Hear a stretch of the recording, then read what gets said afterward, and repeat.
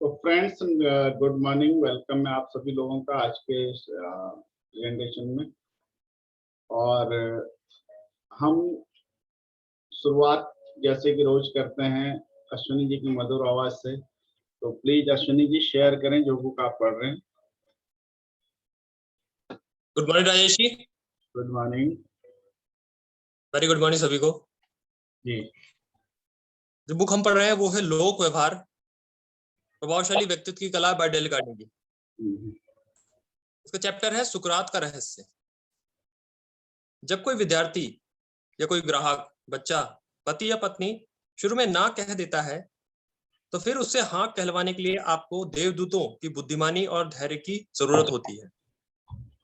हाँ कहलवाने की इसी टेक्निक के कारण न्यूयॉर्क में ग्रीनविच सेविंग्स बैंक के टेलर जेम्स एम्बरसन एक ग्राहक को अपनी बैंक में खाता खोलने के लिए तैयार कर।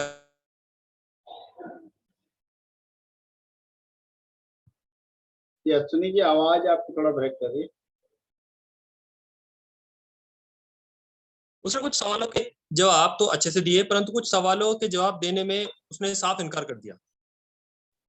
मानवीय संबंधों पर कोर्स में भाग लेने से पहले यदि ऐसा होता तो मैं इस संभावित ग्राहक को साफ कह देता कि अगर वह इन सवालों का जवाब नहीं देगा तो हम उसका खाता नहीं खोल पाएंगे। मुझे स्वीकार करने में शर्म आती है कि मैं अतीत में इस तरह की बातें कई बार कह चुका हूं। स्वाभाविक रूप से इस तरह का अल्टीमेटम देने के बाद मुझे खुशी का एहसास होता था। मैं इस तरह बता देता था कि बॉस कौन था और बैंक के नियम कायदों की अवहेलना नहीं की जा सकती, तो ये नहीं हो सकता। परंतु यह बात तो तय थी कि मेरे इस तरह के रवैये के से सामने वाले उस व्यक्ति को महत्व और स्वागत का एहसास नहीं होता जो हमारी बैंक में ग्राहक बनाने के लिए आया था। इस दिन मैंने थोड़ी बुद्धिमानी का प्रयोग किया। मैंने निश्चय किया कि मैं उसे यह नहीं बताऊंगा कि बैंक क्या चाहती है, बल्कि यह बताऊंगा कि उन सवालों का जवाब देना ग्राहक के किस तरह हित में था। और सबसे बड़ी बात तो यह है कि मैंने उसे शुरू में ही हाँ हाँ कहने के लिए विवश कर दिया। मैंने उसे बताया कि अगर वह जानकारी नहीं देता तो उससे बैंक को कोई फर्क नहीं पड़ेगा। फिर मैंने उससे कहा, परंतु अगर आपकी मृत्यु हो जाए तो क्या आप नहीं चाहेंगे कि आपका पैसा आपके वारिस को मिले, जो कि कानूनन उसे मिलना चाहिए? हाँ, उसने जवाब दिया। मैंने कहा, क्या आपको नहीं लगता कि आप हमें अपने वारिस का नाम बता दें ताकि हम अपनी इच्छा अनुसार आपकी मृत्यु के बाद उसे पैसा बिना देरी या गलती के दे सकें? एक बार फिर उसने कहा हाँ। उस व्यक्ति का मूड बदल गया था, क्योंकि अब वह जान गया था कि ये जानकारी बैंक के फायदे के लिए नहीं बल्कि उसी के अपने फायदे के लिए बहुत जरूरी है। बैंक से रवाना होने से पहले ना सिर्फ वह मुझे पूरी जानकारी देकर गया, बल्कि उसने मेरे सुझाव पर अपनी माँ के नाम पर एक ट्रस्ट अकाउंट भी खोल दिया। यही नहीं, उसने अपनी माँ के बारे में पूछे गए सभी सवालों के जवाब भी खुशी खुशी दिए। मैंने पाया कि शुरुआत से ही उसने हाँ हाँ करवाने की जो मेरी कोशिश थी वह सफल रही और वह मेरे सुझावों को एक के बाद मानता गया। Joseph Ellison Westinghouse electric company के सेल्समैन थे। उन्होंने हमें अपनी कहानी बताई। मेरे इलाके में एक आदमी था जिसने हमारी कंपनी का सामान बेचना था। मुझसे पहले वाला सेल्समैन 10 साल तक कोशिश कर चुका था। जब मैंने इस इलाके को संभाला तो 3 साल तक मैंने ये कोशिश की, परंतु मुझे कोई ऑर्डर नहीं मिला। आखिरकार 13 साल की मेहनत के बाद हम उसे कुछ मोटर बेचने में कामयाब हुए। मुझे ऐसी आशा थी कि यदि हमारी मोटर उसे पसंद आ जाएगी तो वह हमारे बहुत सारे मोटरों को और खरीद लेगा। सो इसके बाद एक मीटिंग में उसे कई सारी हाँ कहलवाने के बाद हमने उसे जो प्रपोजल दिया वह मान गया और आगे 10 साल तक वो हमारा नियमित ग्राहक बना रहा। धन्यवाद Rajesh ji, back to host. धन्यवाद अश्विनी जी, आपने बेहतरीन तरीके से बताया कि पहले हाँ कहलवा लीजिए तो फिर आपकी आपका ग्राहक आपकी बात आसानी से मान सकते हैं। अगर एक बार उसने ना बोल दिया और रिजिड हो गया तो फिर बहुत प्रयत्न करने पड़ेंगे उसे हाँ बुलवाने। तो बहुत अच्छा दोस्तों, आज चलते हैं। तो कल एक डिस्कशन हुआ था कि लोग नेगेटिव क्यों होते हैं, है ना। और उसमें हमने एक पार्ट कवर किया था कि उनका परिवेश, पालन पोषण और कुछ षड्यंत्र भी चल रहे हैं हमारे खिलाफ, इनकी वजह से कोई व्यक्ति नेगेटिव होता है। अब हम इसका एक पहलू और देखें अगर, तो लोग नेगेटिव भी इसलिए होते हैं कि कुछ लोगों को पॉजिटिव, यानी एक व्यापक रूप से सोचने का अवसर मिलता है, पर वो उस अवसर को नहीं समझते हैं या नहीं लेना चाहते। हमारी लाइफ में भी सन 2000 के आसपास 1998-99 में एक अवसर आया था, और जिस अवसर ने हमें इस तरह से सोचने का एक मौका दिया और हमने उस अवसर को जाने नहीं दिया, है ना। उस अवसर को हमने कैसे आत्मसात किया या कैसे उसको अपने ऊपर इम्प्लीमेंट किया, और वो अवसर मुझे कहीं ना कहीं आशीष जी के माध्यम से मिला था। तो जब हमने इस तरह की किताब बुक्स पढ़नी शुरू करी, हमने सोचा, तो हमारी सोच बदलती चली गई और हम कहीं ना कहीं आगे दूसरे तरीके से सोचने लगे, तो चीजें बदलने लगी। अधिकतर लोग जो नेगेटिव होते हैं वो कुछ नया सोचना ही नहीं चाहते या दूसरे अलग तरीके से सोचना नहीं चाहते, वो अपने आप को बांध के रखते हैं। मुझे और आशीष जी को जो अवसर मिला था सन 1998-99 में, क्या वो अवसर और लोगों को नहीं मिला था? लाखों करोड़ों लोगों को मिला होगा। और कितने लोग बदले होंगे, कितने लोगों ने उस अवसर को एक्सेप्ट किया होगा, कितने लोगों ने उस अवसर से सीखा होगा। ठीक है, गए हम बिजनेस करने के लिए थे, बट हम बिजनेस वाला पार्ट थोड़ा पीछे रह गया, लेकिन हाँ सीखा हमने, तब भी सीखा। हमने आलोचना नहीं करी कि हम सिस्टम में क्यों गए। हमने ये कि हम नहीं कर पाए, बात अलग है, लेकिन वो सिस्टम अच्छा था। वहां में पॉजिटिव बहुत सारी, हमारा माइंडसेट चेंज हो गया, हमें सोचने के तरीके, हमारे सोचने के तरीके बदल गए। और आज हम पॉजिटिविटी के साथ आपके सामने, क्योंकि हमारी परिवेश, जो परिस्थितियां, सब कुछ नेगेटिव था, नहीं था कुछ भी पॉजिटिव, लेकिन हम बदलने को तैयार थे तो हम बदल गए। आज की डेट में भी हमने बहुत सारे लोगों को इनवाइट किया चार्ज डे में। कुछ लोग आए, 1 दिन आए, 2 दिन आए, उन्हें ये माहौल नहीं समझ में आया, वो बदलने को तैयार नहीं है। लेकिन नेगेटिव हम बाय डिफॉल्ट हो सकते हैं, हमें पता ही नहीं है कि नेगेटिव क्या होता है, क्योंकि शुरू में हमें भी नहीं पता था। अगर हो सकता है 6 महीने पहले आपको भी ना पता हो, 2 साल पहले आपको भी ना पता हो, लेकिन जब पता चला तो आपने स्टेप लिया, आप उस माहौल में गए। लेकिन बहुत सारे लोगों को पता चला होगा, नेगेटिव होना गलत नहीं है, पर जब आपकी समझ में ये बात आ जाए कि ये चीज आपके लिए हानिकारक है, उसके बाद आप क्या चुनते हैं ये महत्वपूर्ण है। आप उससे भाग जाते हैं। आज आप फिर वहीं अट्रैक्ट होते हैं, शाम को 4 दोस्त, 4 गिलास, 4 वो, या उसी तरफ अट्रैक्ट होते हैं कि 4 लोग बैठ के सास की बुराई करे, तो बहू की बुराई करे, उसकी बुराई करे, वो लड़का लड़की को लेके भाग गया, ये आलोचनाएं करें।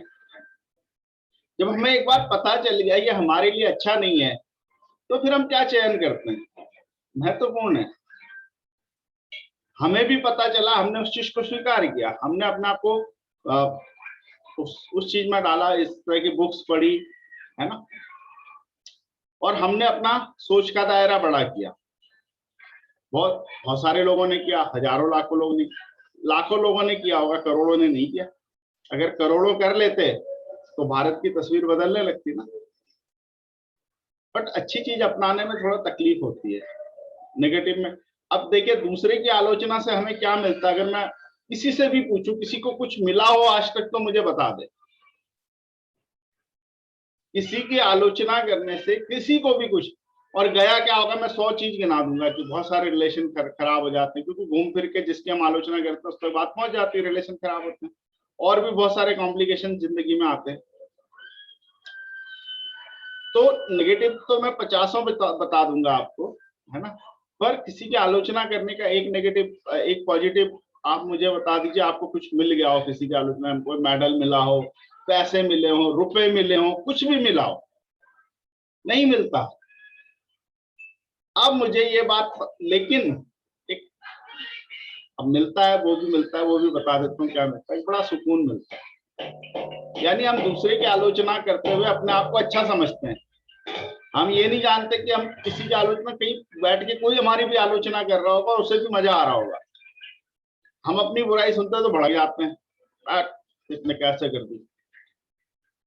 लेकिन दूसरे की आलोचना करने में आनंद, अगर ये दूसरे की आलोचना करने में आपको किसी भी तरह से आनंद आ रहा है, मजा आ रहा है, तो आप रिस्क में हैं। आप बहुत लंबे समय तक पॉजिटिव में नहीं चल सकते, क्योंकि ये भी आनंद है ना। आनंद के अलावा तो कुछ मिलता नहीं आलोचना करने से। कोई रुपए मिलता हो, पैसे मिलता हो, कोई मेडल मिलता हो, कोई प्रतियोगिता जीतते हो, कोई पढ़ाई होती हो, कोई डिग्री मिलती हो, कुछ नहीं मिलता।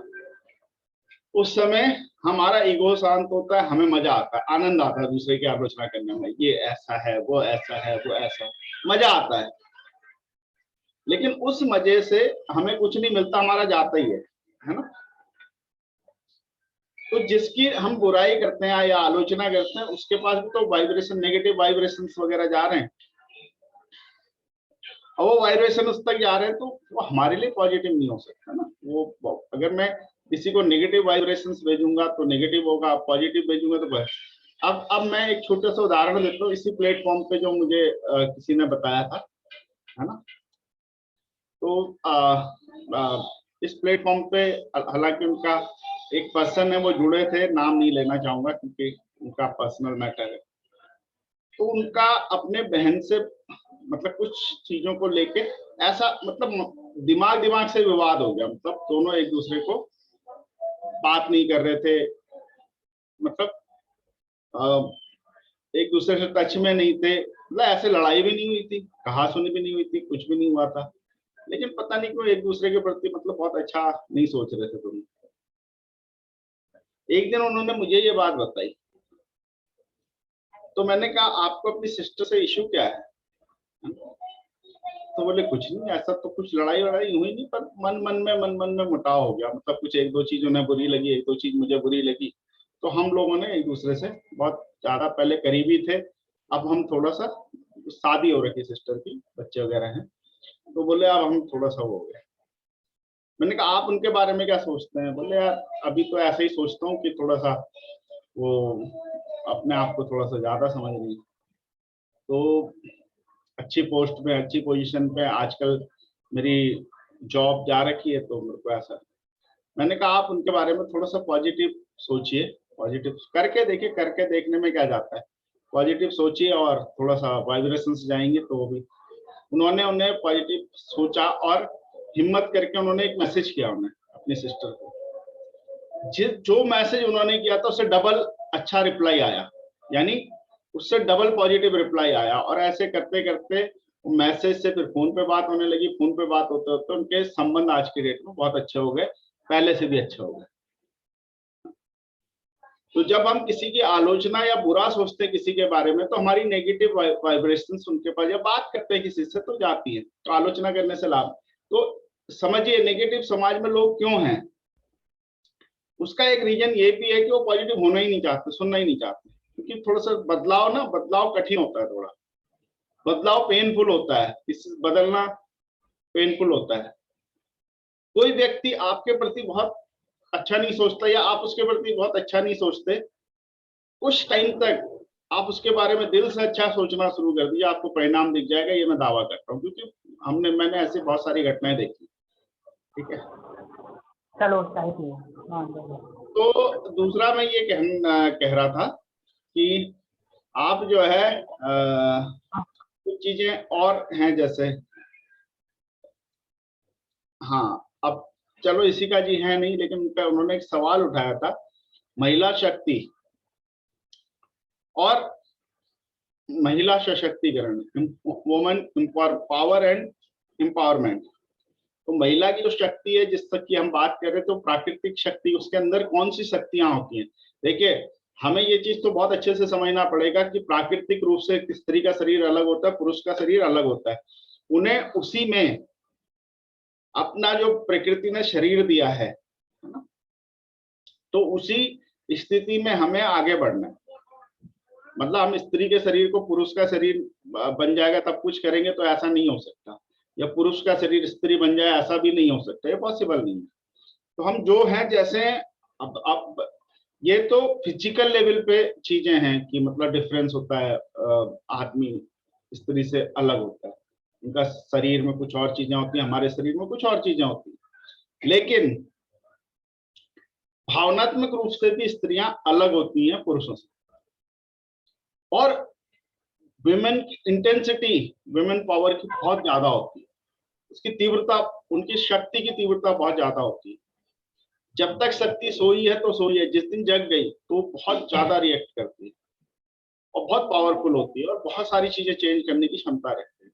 तो अगर हम ही अपनी शक्ति को, हर किसी के घर में शक्तियां हैं, तो हम ही डायरेक्शन दे दें, या शक्ति जो भी है वो इसके लिए तैयार हो कि वो हमारे डायरेक्शन में, हम दोनों मिलके एक डायरेक्शन तय करें और काम करें, तो ज्यादा परिणाम आ सकता है। तो लेकिन वुमेन एम्पावरमेंट की जहां तक बात होती है, तो वुमेन एम्पावरमेंट ये होता है कि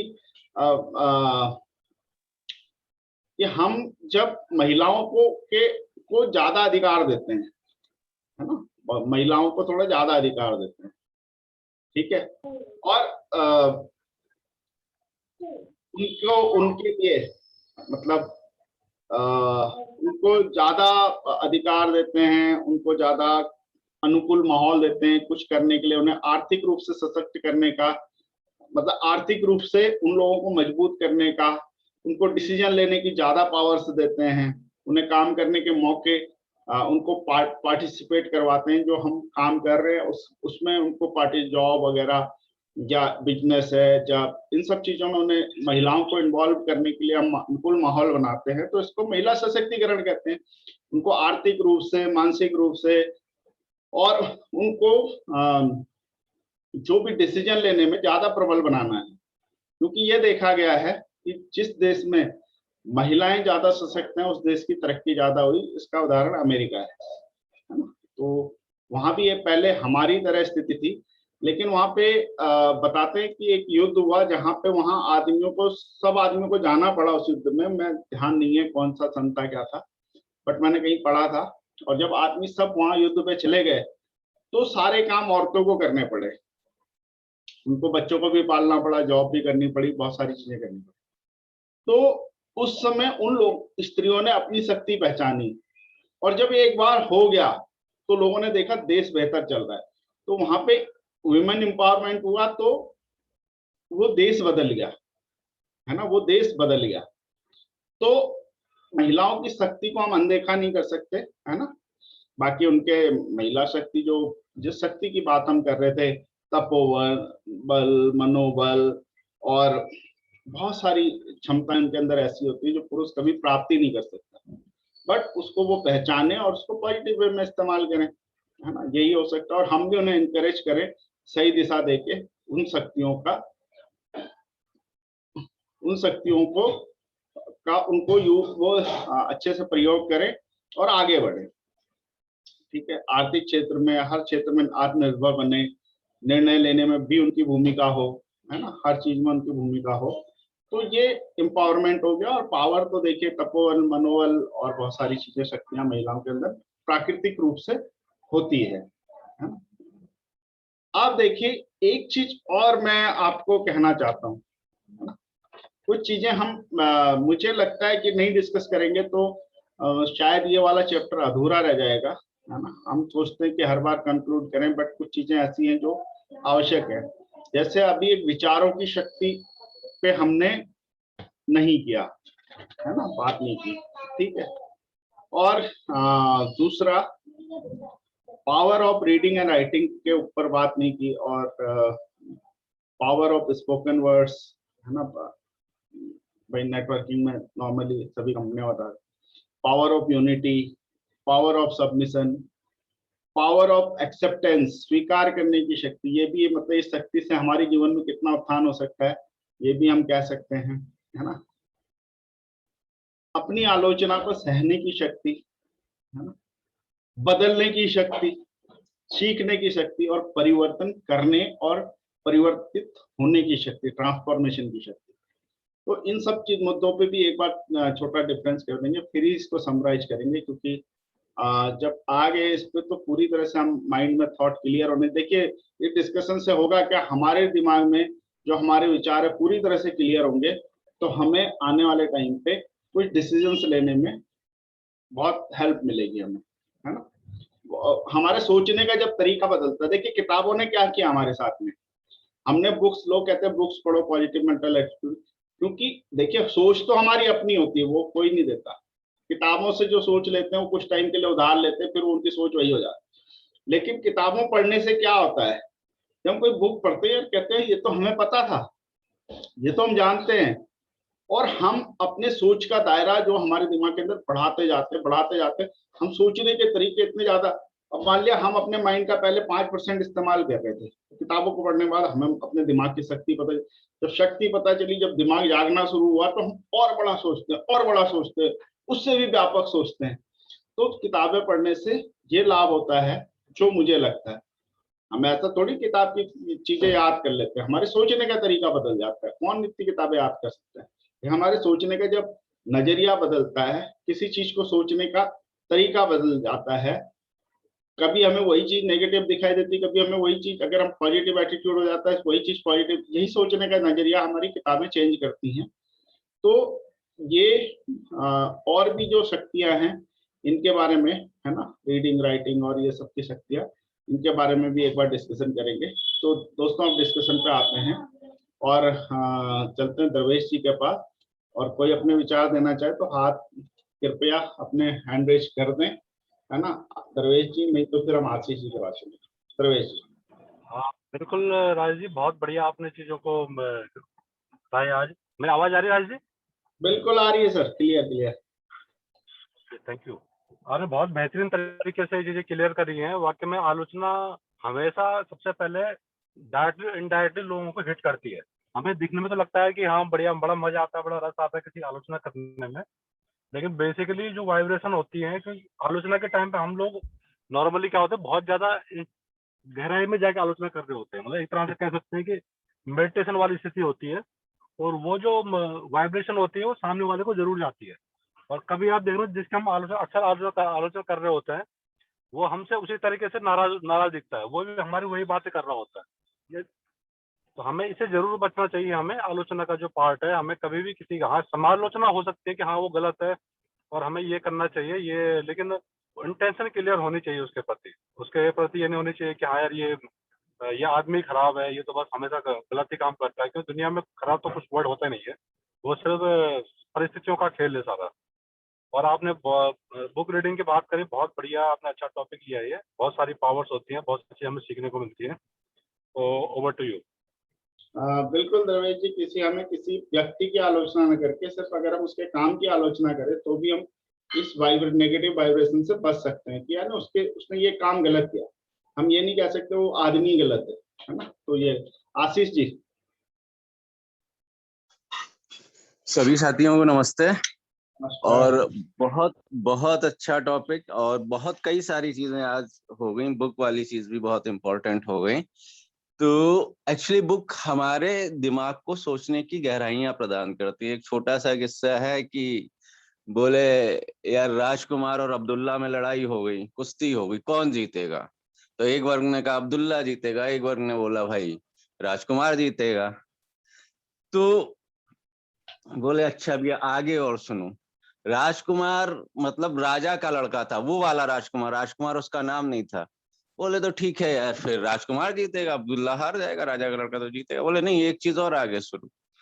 जो अब्दुल्ला है वो 120 किलो का है और जो राजकुमार है 40 किलो का है। अब कुश्ती में कौन जीतेगा? तो बोले यार अब तो अब्दुल्ला जीतेगा। तो बोले अब एक चीज और सुनो आगे। अब्दुल्ला की जो एज है वो 70 साल है और राजकुमार की एज है 30 साल, अब कौन जीतेगा? तो कहने का मतलब ये किताबें हमें अंदर गहराई में ले जाती है। हम लोग क्या होते हैं कि जब इस तरह का ज्ञान नहीं होता है तो डिसीजंस बहुत जल्दी ले लेते हैं। कोई भी चीज सुनी, हाँ ये होना चाहिए, एग्जैक्टली वहां पे क्या चीज है, क्या पोजीशन है, किताब हमें उस चीज के लिए मजबूर करती है, गहराई में जाने के लिए मजबूर करती है। चार्ज योर डे, हम किसी चीज को किस तरीके से आज से पहले देख रहे थे, अब हम किस तरीके से देख रहे हैं, ये बहुत इंपॉर्टेंट है लाइफ में। ये सबसे ज्यादा इंपॉर्टेंट है कि हम किसी चीज के अंदर तक कैसे घुस सकते हैं, हम अपनी ओरिजिनल प्रॉब्लम्स कैसे जान सकते हैं, उन सारी चीजों का सपोर्ट ये किताबें देती हैं। और ये निश्चित रूप से सही है कि 98-99 में हम और राजेश जी साथ साथ थे, और भले ही मैंने उन्हें किसी चीज से इंट्रोड्यूस कराया, लेकिन तब भी उन्होंने हमें सिखाया। और उस चीज से मतलब कोई भी पॉजिटिव चीज है, कोई भी चीज आप करते हैं, अच्छी चीज करते हैं, तो उसका रिजल्ट आपको निश्चित रूप से मिलता है। मेरा बिजनेस है, इस चीज पे डिस्कस करेंगे आगे बिजनेस सेशन में, लेकिन मैं आज ये बताना चाहता हूँ कि मैंने जो बिजनेस डेवलप किया केवल उसी वजह से डेवलप कर पाया, जो चीजें वहां से सीखी उन्हीं वजह से ये बिजनेस डेवलप कर पाया, और आज अपनी जीवन से संतुष्ट हूँ। मतलब बिजनेस बहुत बड़ा नहीं है, लेकिन संतुष्टि बड़ी है। मैं हमेशा पैसे से बड़ा संतुष्टि मानता हूँ, तो वो संतुष्टि है आज हमारे पास। तो ये सारी चीजें एसोसिएशन बुक्स की ही देन है। तो मैं निश्चित रूप से कहना चाहूंगा कि जितनी चीजें कवर हो रही हैं बहुत अच्छी तरीके से कवर हो रही हैं। नारी शक्ति वाली बात है निश्चित रूप से, कि शक्ति और एम्पावरमेंट भी राजेश जी ने बिल्कुल बहुत अच्छा क्लियर कर दिया। और सबसे अच्छी चीज तो मुझे ये लगती है कि राजेश जी पीछे पहाड़ों के बीच में बैठे रहते हैं ना, तो ये बहुत इंपॉर्टेंट चीज है कि कभी भी आपने सुना होगा ना, सफलता की ऊंचाई, टॉप ऑफ सक्सेस, मतलब सफलता जो होती है हमेशा टॉप पे होती है, ऊपर, मतलब हमेशा चढ़ना पड़ता है, आपको चढ़ना, चढ़ाई करनी पड़ती है, सफलता की चोटी, सफलता का शीर्ष। तो इस चीज को समझिए, अवश्य समझिए। जब भी आप क्लाइंबिंग करेंगे सर, तो सबसे पहली चीज ये हो जाएगी कि आप अकेले हो जाएंगे, ना आप साइकिल से चढ़ पाएंगे, ना आप कार से चढ़ पाएंगे, आपको अकेले चढ़ना पड़ेगा, कोई आपको गोदी लेके भी नहीं चढ़ा पाएगा। तो जो सफलता होती है उसकी चोटी होती है, और जो अनसक्सेस होती है तो उल्टा ही होगा ना, सफलता का अपोजिट अनसक्सेस, असफलता, तो वो ढाल होती है। वहां पे आप किसी की साइकिल पे, कोई बंदा आएगा, चलो यार बैठ जाओ पीछे, साइकिल के करियर पे बैठ जाओ, मैं तुम्हें नीचे छोड़ देता हूँ, क्योंकि उसे भी ताकत नहीं लगानी पड़ रही है। आपको आपकी यदि उन्नति को अवनति में किसी को बदलना है तो वहां उसे ताकत नहीं लगानी है, तो आपको कैरियर पे बैठेगा और खुद भी पैडल नहीं मारेगा, और आराम से ढलान पे चढ़ता चढ़ता घाटी में आ जाएगा। तो बहुत सारे लोग मिलेंगे आपको घाटी में ले जाने के लिए सब, लेकिन ऊपर चढ़ने के लिए आपको अकेला चढ़ना पड़ेगा। और स्पीड भी आपकी कॉन्टिन्यूअस नहीं होगी, कई बार आपका हाथ फिसलेगा, कई बार आपकी सांस फूलेगी, लेकिन साथियों रुकना नहीं है। हाँ, थोड़ा सा आराम कर लीजिए, दोबारा से उस यात्रा में चालू हो जाइए। और कभी आपको लगे कि आपकी यात्रा बहुत स्मूथ हो रही है, बहुत तेजी से हो रही है, तो निश्चित समझ लीजिए वो टॉप की यात्रा नहीं है, वो घाटी की यात्रा है। धन्यवाद साथियों, over to Rajesh ji. Great Ashish ji, आपने तो बिल्कुल कलेजा निकाल के रख लिया। बहुत सदे हुए शब्दों में, बहुत अच्छे शब्दों में आपने समझाया कि इन सब चीजों की सक्सेस है, चढ़ाई जैसे हम चढ़ते हैं तो सक्सेस में भी उसी तरह से दम लगाना पड़ता है। और जब चढ़ाई ऊपर पर्वत पे पहुंच जाता है, जो नजारा दिखता है, तो वो फिर हर कोई नहीं देख पाता, वही कुछ लोग देख पाते हैं जो वहाँ होते हैं। बाकी सब लोग वो नीचे, वो चींटी की तरह दिखाई देते हैं ना सब, बाकी सब लोग, लेकिन नज़ारे प्रकृति के अद्भुत दिखाई देते हैं। और जैसे मेरे पीछे भी और दोस्तों, सब कुछ अच्छा रहेगा तो हम भी एक दिन प्लान करेंगे इसी तरह से किसी वादी में चलने के लिए, है ना, और यहाँ भी कुछ दिन बिताएंगे बिल्कुल। और अब हम इनवाइट करते हैं नितिन जी।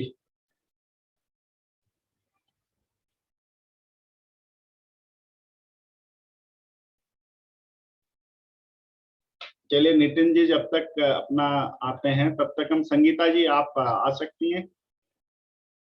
हाँ जी, जी जी जी संगीता जी, नमस्ते। नमस्ते। माइक ठीक कर लीजिए, थोड़ा आवाज कट के आ रही है। अच्छा, आप सही है, आप बोलिए बोलिए। नमस्ते सबको। नमस्कार। आज का जो आपने जो टॉपिक बोला था बहुत अच्छा है।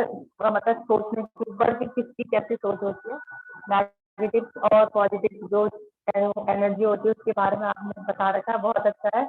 इसमें से मतलब वैसे तो कहानियां बहुत हो सकती है, लेकिन कुछ चीजें ऐसी होती है जो हमारी सोच के ऊपर है। जो अभी आपने बोला कि अगर हम मतलब जैसे कोई मतलब किसी बहस करता है, उससे हम बहस में उलझेंगे तो हम भी मूर्ख बनेंगे, हम भी नेगेटिव जाएंगे, और उससे अच्छा तो हम उससे इग्नोर मार के अपना साइड हो जाए। मतलब तो इसके ऊपर में एक थोड़ा सा एक कहानी है, कहानी भी नहीं है, वो हकीकत में है, जो पुराने टाइम की हर चीजें बातें हकीकत में रहती थी। तो कहीं पर एक राजा हुआ करते थे ना, मतलब बहुत अच्छे राजा थे, तो उनको अपनी प्रजा की बहुत अच्छी मतलब बहुत फिक्र रहती थी अपनी प्रजा के बारे में।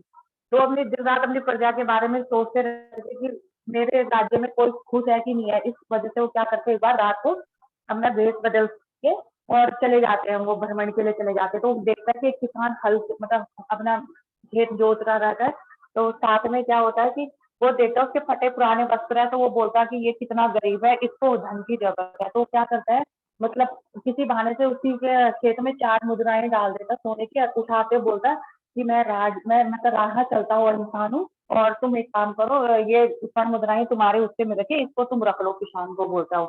तो किसान कहता है नहीं भाई, ये मुद्राएं मेरी नहीं है, मैं अपने घर मतलब पालन पोषण कर सकता हूँ मैं अपने परिवार का, तुम जाके किसी और को दे दो, मुझे दान की जरूरत नहीं है।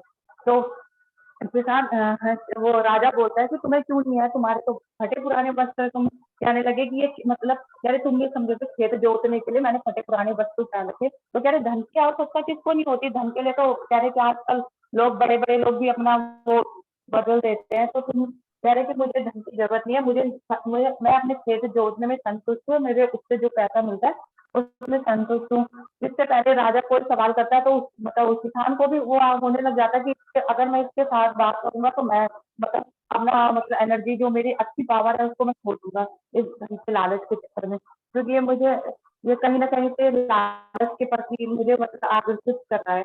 तो वो बोलता है कि अच्छा एक काम तो कर दो, तुम्हारे 4 आने में होता क्या है। तो वो उससे ऐसे गुस्से में बोलता है, एक को मैं कुएं में डाल देता हूँ, एक को कर्ज में दे देता हूँ, एक को मिट्टी में दबा देता हूँ, और एक को मैं मतलब ऐसे कुछ ऐसे बोला उसने कि पता नहीं मतलब याद नहीं आ रहा मुझे, हर कुछ बोला था कर देता। तो वो बोलता है कि अरे ये क्या हुआ, वो उसे तो बड़ा वो लगता है कि ये कैसा सवाल है, कैसे आंसर दिया। तो क्या करता है, अपने राज्य में वापस आ जाता है कुछ समय बाद। फिर उसके बाद क्या बोलते हैं उसके लिए राज्य में वापस आने के बाद क्या करता है कि वो सभा को बुलाता है। तो वो सारे अपने मतलब गुरुओं को सबको बोलता है कि कोई भी उसका उत्तर नहीं दे सकता है। तो बाद में बोलता है मुझे उसी किसान को खोज के लाओ। तो आता है किसान, तो किसान आता है, बताता है, सत्ता से बताता है। फिर वो बोलता है कि मैं उस दिन तुम्हारे खेत में आया था, मैं राजा हूँ। तो राजा को देख के किसान एकदम से चौंक जाता है, अरे ये तो मतलब ये तो राजा था और मैं अब ये मेरे को सजा देगा। उसके मन में थोड़ा, लेकिन फिर वो बोलता है मैंने तो इसके स्वर्ण मुद्राएं ली नहीं है, तो मैंने तो लालच कोई किया नहीं, तो अगर ये आएंगे तो बोलते तुम मुझे उसका आंसर दे दो। तो वो बोलता तुम्हारे इसका क्या मतलब है, मैं गड्ढे में डाल देता हूँ पैसों मतलब। तो कह रहे मेरा इसका मतलब था कि मैं ये अपने परिवार के मतलब अपने परिवार का भरपूर पालन पोषण करता हूँ एक आने से। दूसरे आने से मैं क्या करता हूँ कि अपने वृद्ध माँ बाप के मतलब जो कर्ज देने के बाद की वृद्ध माँ बाप की सेवा करती हूँ दूसरे आने से। तीसरे आने से मैं अपने बच्चों की पढ़ाई शिक्षा दीक्षा में लगाता हूँ जो कर्ज देने के लिए बोला। और चौथे से मैं अपने पैसा जमा करता हूँ ताकि भविष्य में मैं उस धन को संचित में अच्छे में अर्जित कर सके और धार्मिक कार्यों में या जब भी कोई परेशानी लगा सकूं। तो तब राजा को यह बात समझ आ गई कि मेरे सबसे ज्यादा मेरी जो टेंशन मतलब नेगेटिव सोचने का कारण यही है कि मैंने अपने धन को अच्छे से खर्च नहीं किया। मैंने जो है मैं अपने धन को खर्च किया या कहीं और खर्च किया। मेरे सबसे अच्छे मुझे ऐसे लोगों की मदद करनी चाहिए जहाँ जिनको धन की जरूरत होती है।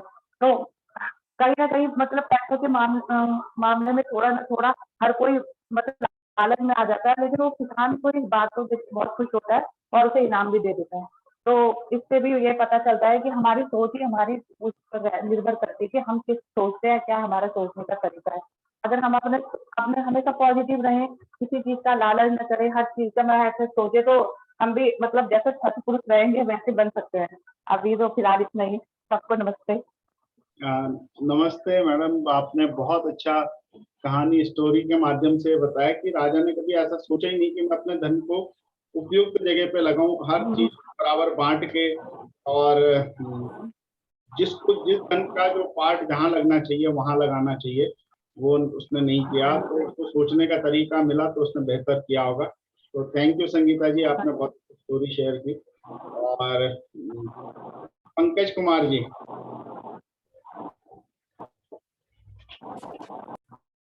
जी सर, नमस्कार। नमस्कार पंकज जी। बाकी तो क्लियर है ही आपने जो भी, मगर लोगों को पसंद करने का जो आपने बोला है, ये बहुत इम्पोर्टेंट चीज है आज के डेट में।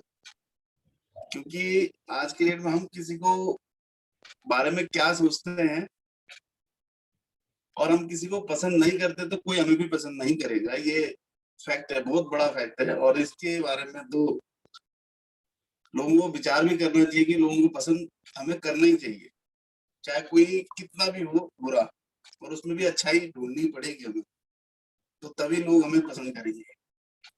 दूसरा आपने बुक बोला है, बुक जो पढ़नी चाहिए, बुक तो बिल्कुल पढ़नी चाहिए, क्योंकि उसमें क्लियरिटी बहुत ज्यादा आती है। आप कुछ भी बोले, हम कुछ भी बोले, या अच्छी अच्छी बातें पढ़ लें थोड़ी सी, उसमें एक हेडलाइन मिलती है थोड़ी सी छोटी सी, भले उसमें आप वो करें, मगर जो बुक से आपको एक्सप्लेन करके आपको पूरा चीज मिलेगा, वो उसमें जो पढ़ने में जो आपको मजा आएगा, उसमें जो क्लियरिटी मिलेगी, उसमें सारी चीजें होंगी, राइटर की सब चीज एक्सप्लेन कर रखा होगा उसमें, उसमें बहुत अच्छा लगेगा आपको। Thank you. Over the house. Thank you, thank you, thank you. और देखिए, बिल्कुल बहुत अच्छा पंकज जी आपने कहा कि विचारों से जो है ना, विचारों में स्पष्टता आती है बुक पढ़ने से। बिल्कुल इस पर कल इस टॉपिक पर रहेंगे। और अभी हम फिर फाइनल कमेंट्स लेते हैं द्रवेश जी से, है ना। तो 2-3 मिनट का टाइम बचा है, तो द्रवेश जी। हेलो। हाँ जी, हाँ हाँ जी। राय जी, बहुत बढ़िया। संगीता जी ने बहुत बढ़िया स्टोरी से कनेक्ट किया है, और आशीष जी ने भी बहुत बढ़िया तरीके से इसको बताओ डिटेल में बात की है। बहुत ही बढ़िया सेशन रहा आज का, और नई नई चीज सीखने को मिली है। आप सभी का धन्यवाद। Over to you. Thank you sir, thank you. और अभी 1 मिनट है, कोई कमेंट देना चाहता है तो बिल्कुल वेलकम है, और नहीं तो इसको आज यहीं पे समाप्त करेंगे। तो दोस्तों, आप सभी लोगों का इस प्लेटफॉर्म पे आने के लिए धन्यवाद। आप सभी, हम सब आपस में साथ में सीख रहे हैं, और सब लोग ग्रो कर रहे हैं, और ऐसे ही ग्रो करते करते हम लोग हमें भी तभी खुशी होगी, हम लोग एक मतलब ऊंचे पायदान में अपने जो भी काम हम कर रहे हैं उसका श्रेष्ठ हासिल करें, तो तब हमें खुशी होगी। बिल्कुल, हम ये यात्रा चलती रहेगी इसी तरह से, नए नए टॉपिक और उनकी गहराई में जाके हम चीजें और अपने सोचने का तरीका जब बदलेंगे तो हमारे साथ साथ फिर समाज का तरीका बदलेगा, और कुछ ना कुछ परिवर्तन तो हम समाज में जरूर कर पाएंगे। तो दोस्तों, जुड़ने के लिए बहुत बहुत धन्यवाद। आपका दिन शुभ हो। कल मिलते हैं नए टॉपिक, नए जोश के साथ में। टॉपिक रहेगा पावर ऑफ रीडिंग और and writing, power of spoken word, power of unity, power of submission, power of acceptance, power of आलोचना को सहने की शक्ति, पावर ऑफ चेंज सीखने की शक्ति, और ट्रांसफॉर्मेशन की शक्ति, तो परिवर्तन की शक्ति। ठीक है, इन सब मुद्दों पे बात करेंगे। ये यात्रा इसी तरह से आगे। धन्यवाद आप सब लोगों का। आपका दिन शुभ हो।